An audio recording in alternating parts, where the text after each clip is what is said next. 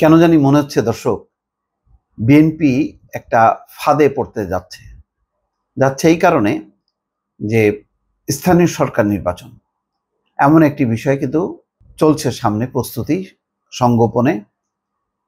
এবং এটার ব্যাপারে অনেকগুলো রাজনৈতিক দল তারা মনে করে যে কোনো রাজনৈতিক সরকার আসার আগে এখন যদি নির্বাচন হয় তাহলে তারা একটা অবস্থা তৈরি করতে পারবে। এটা জামাতের জন্য দরকার, নতুন রাজনৈতিক দলের জন্য দরকার, অন্যান্য রাজনৈতিক দলের জন্যও দরকার। আর বিএনপি মনে করছে যদি এখনই স্থানীয় সরকার নির্বাচন হয় তাহলে তাদের মধ্যেই একটা গোলমাল শুরু হয়ে যাবে, একই জায়গায় একাধিক প্রার্থী। ফলে জাতীয় নির্বাচনটাকে চ্যালেঞ্জ হিসেবে নিয়ে আগে ক্ষমতায় আসা এবং তারপর নির্বাচন করলে যে রাজনৈতিক ফায়দাটা বা সুবিধাটা স্থানীয় সরকার নির্বাচনে পাওয়া যাবে, সেটা এখন এই মুহূর্তে সেটা খুব কঠিন হয়ে যাবে। দেখা যাবে যে বিক্ষুব্ধ অনেকেই দলের আশীর্বাদ বা নমিনেশন না পেয়ে তারা অন্য পক্ষে ভিড় করছে। এখন প্রশাসন, পুলিশ সবাই তো বিভ্রান্ত যে সরকার আসলে কোনটা, বিএনপি সরকারে আসবে, জামাত সরকারে আসবে, নাকি নতুন রাজনৈতিক দল সরকারে আসবে। ফলে প্রশাসন এখন বলা যায় অনেকটাই নিউট্রাল অবস্থানের মধ্যে থাকবে, অথবা যার যার মতন কেউ সমর্থন করবে বিএনপিকে, কেউ জামাতকে, কেউ নতুন শক্তিকে।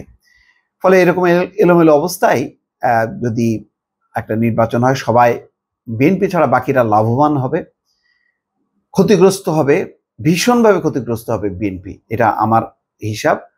এই কারণে যে ক্ষমতায় থেকে স্থানীয় সরকার নির্বাচনের যে সুবিধা, ক্ষমতার বাইরে থেকে সেই সুবিধাটা অনেকটা কমে যাবে।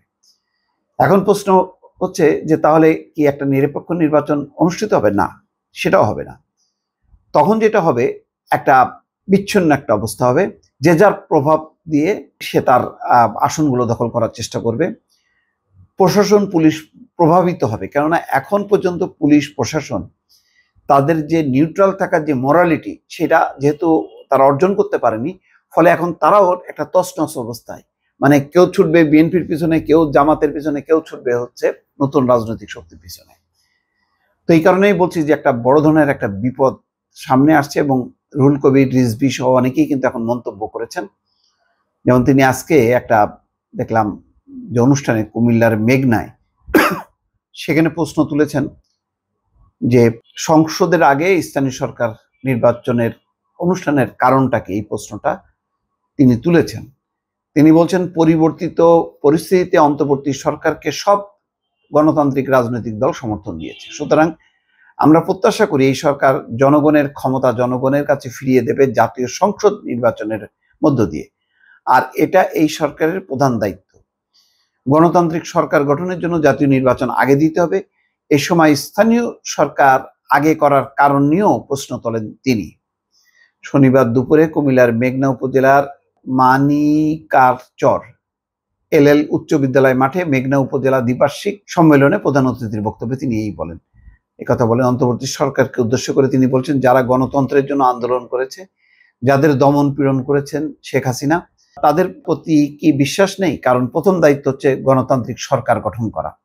এই সরকারের উচিত গণতন্ত্র এবং সংস্কারকে চলমান রাখার জন্য জাতীয় নির্বাচনের মাধ্যমে ক্ষমতা জনগণের কাছে ফিরিয়ে দেওয়া। আসলে এখন সবাই হিসাব করছে যার যার মতন করে, যে সবাই দল ভারী করার চেষ্টা করছে, সংগঠন গোছানোর চেষ্টা করছে, এবং জাতীয় নির্বাচনের আগে তারা তাদের একটা অবস্থা তৈরি করতে চাচ্ছে। সেই ক্ষেত্রে স্থানীয় সরকারের নির্বাচন হচ্ছে এখন প্রধান অবলম্বন বা টার্গেট। ফলে আদৌ জাতীয় নির্বাচন আগে হবে কিনা এটা আমার যথেষ্ট সন্দেহ আছে। হয়তো এমনও হতে পারে যে ডিসেম্বরে জাতীয় নির্বাচনকে রেখে তার আগে হয়তো আগস্ট সেপ্টেম্বরে স্থানীয় সরকার নির্বাচন হয়ে যেতে পারে, এমন সম্ভাবনা উড়াই দেওয়া যাচ্ছে না। ফলে বিএনপি এখন যথেষ্ট একটা টাফ সময় তাদের জন্য আসছে, এটা বলা যায়। দর্শক ভালো থাকবেন, আল্লাহ হাফেজ।